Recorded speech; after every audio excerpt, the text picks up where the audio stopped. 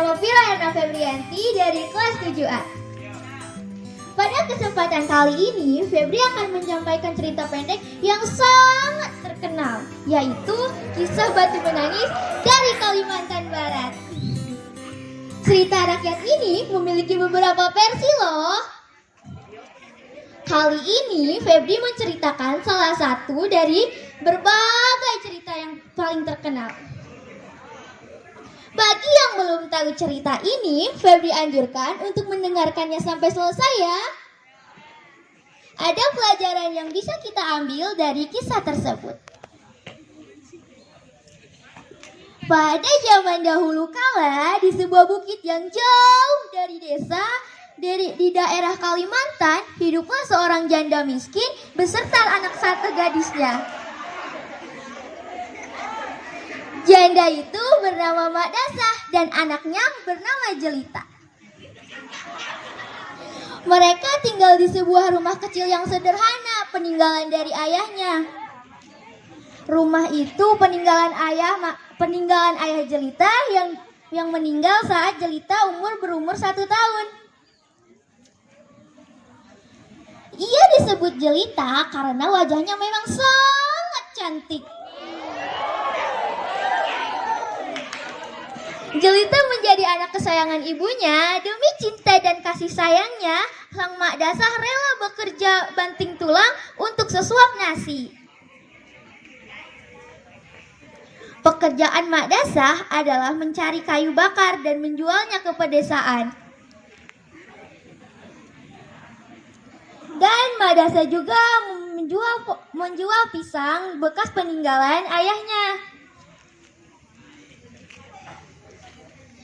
Semakin hari si Jelita semakin bertambah dewasa, sementara si janda bertambah tua. Tapi sayangnya si Jelita itu sangat dikasihan oleh orang tuanya. Itu berkelanjutan buruk. Pada pohon pisang yang jumlahnya 16 batang itu sudah tidak ditengok lagi. Angin yang membawa debu-debu dan daun-daun kering di rumahnya dibiarkan saja oleh Jelita. Saking malasnya Jelita, sampai-sampai dia tidak mau membersihkan kamarnya sendiri. Lantainya kotor, dindingnya kotor, semuanya tidak mau dibersihkan.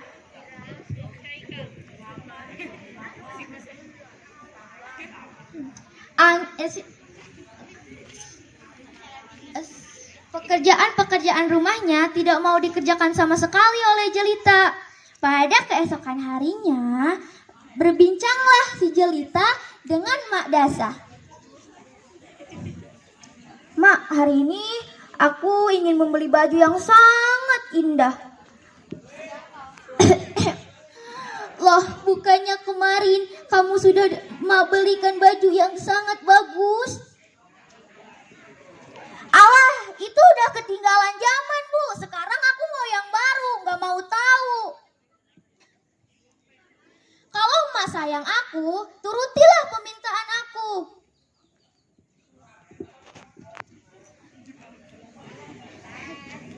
Sebenarnya uang yang disimpan untuk digunakan keperluan mendesak saja, seperti Jelita sakit dan lain-lain. Letak pasar desa amatlah jauh, sehingga mereka harus berjalan kaki, cukup melelahkan. Anak gadis itu berjalan melangkah dengan memakai pakaian yang sangat bagus, sedangkan ibunya memakai pakaian yang sangat jelek dan bertambal-tambal. Ketika mereka mulai memasuki pedesaan, orang-orang memandangi mereka dengan sangat penuh kasihan.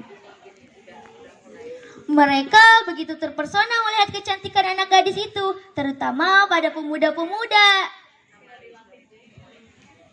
yang tak puas-puasnya memandang gadis itu. Namun, ketika mereka melihat orang yang di belakangnya,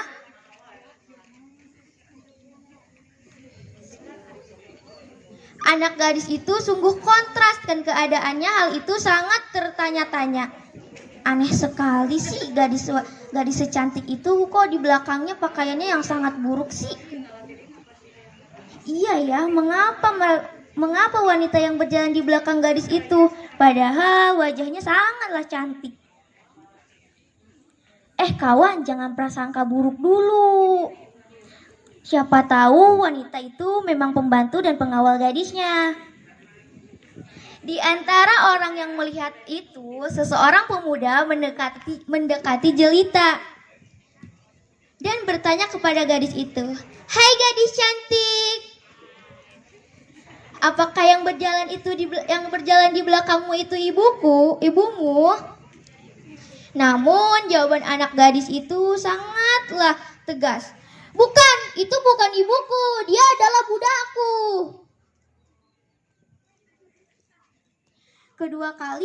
Kedua ibu dan anak itu kemudian meneruskan perjalanannya.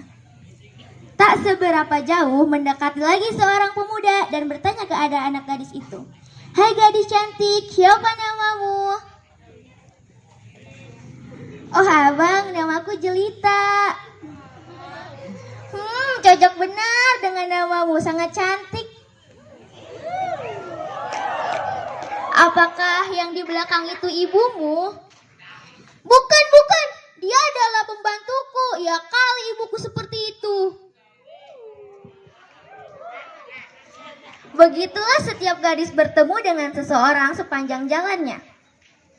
Ibunya diperlakukan sebagai pembantu, budaknya. Pada mulai mendengar jawaban putri yang sangat durhaka ditanya oleh sang ibu, masih dapat menahan dirinya ketika berjalan di tempat sepi. Mak Dasah bertanya kepada anaknya, "Anakku, mengapa kau menyebutku sebagai pembantumu?" "Ibu, tenang saja, itu kan hanya sekedar pura-pura. Aku tidak bersungguh-sungguh menganggap kau pembantu. Tapi sudah 3 kali kau menyebutku sebagai budakku dan pembantumu. Aku tak ingin lagi kau melakukannya." "Ma, itu kan cuma berpura-pura."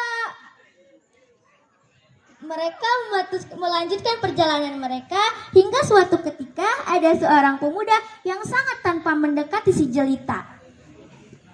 "Hai cantik, siapa namamu?" "Namaku Jelita."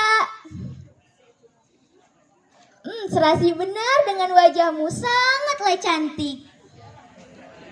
"Apakah yang berjalan di belakangmu itu ibumu?" Bukan, jawab Jelita sambil menggeleng-gelengkan kepalanya. "Ia adalah budakku." Mak Dasa yang bisa menahan dirinya, ia mencoba memperingati anaknya lagi, namun beberapa saat kemudian mereka bertemu lagi dengan seorang pemuda yang sangat tampan. Jelita kembali menyebut ibunya sebagai pembantunya. Sesungguhnya ia malu mengakui Mak Dasa sebagai ibunya. Kini sang ibu tak bisa sabar lagi. "Jelita anakku, kau sudah kelewatan batas. Kau durhaka berkali-kali menyebutku sebagai budakmu. Padahal aku yang merawat dan membesarkanmu dari kecil." "Mak, kenapa? Mak marah? Percayalah, itu hanya sekedar sandiwara. Nanti setelah pulang dari pasar, Mak belikan baju baru yang sangat indah. Dengan pemuda tampan itu bisa tertarik kepadaku. Tapi kau telah menyakiti hatiku. Bagaimanapun keadaan emak, seharusnya kau mengakui sebagai ibuku." Sang ibu tak bisa menahan lagi amarahnya. Dia tidak mau berdebat dengan Jelita. Akhirnya ibunya pun berdoa kepada Tuhan. "Ya Tuhan, hamba tidak kuat lagi menahan hinaan anak hamba. Hukumlah dia, karena dia sudah durhaka kepada hamba. Hukum dia ya Tuhan." Atas kekuasaan Tuhan yang Maha Esa, perlahan-perlahan tubuh Jelita pun menjadi batu. "Oh ibu, ampunilah dosaku ini ibu. Kedurhakaanmu anakmu ini selama ini ya ibu. Ibu, ampuni dosaku ibu."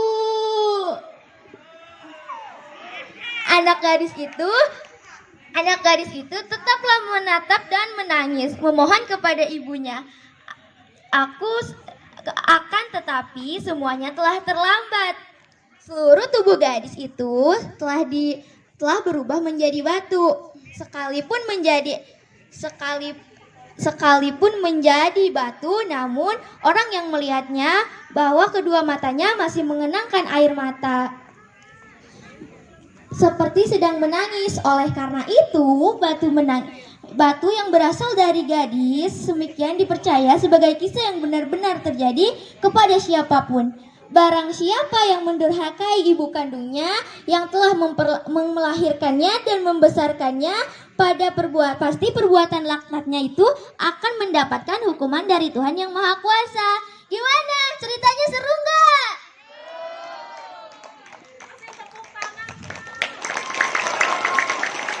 Dari cerita tersebut,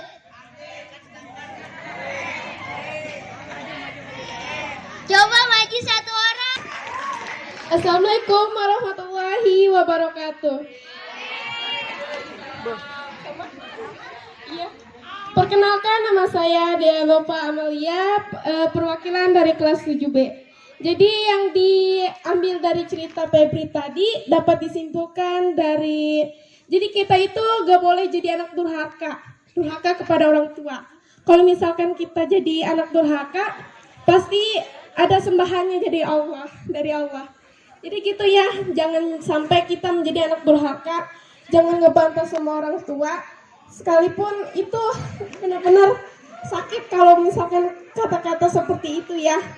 Mungkin ibu bisa menangis sendiri. Jangan sampai orang tua menangis karena perbuatan anaknya. Jadi begitu kesimpulan dari saya. Wassalamualaikum warahmatullahi wabarakatuh. Jadi ingat ya kawan, penyesalan itu di akhir. Jadi cukup sekian cerita dari Febri. Wassalamualaikum.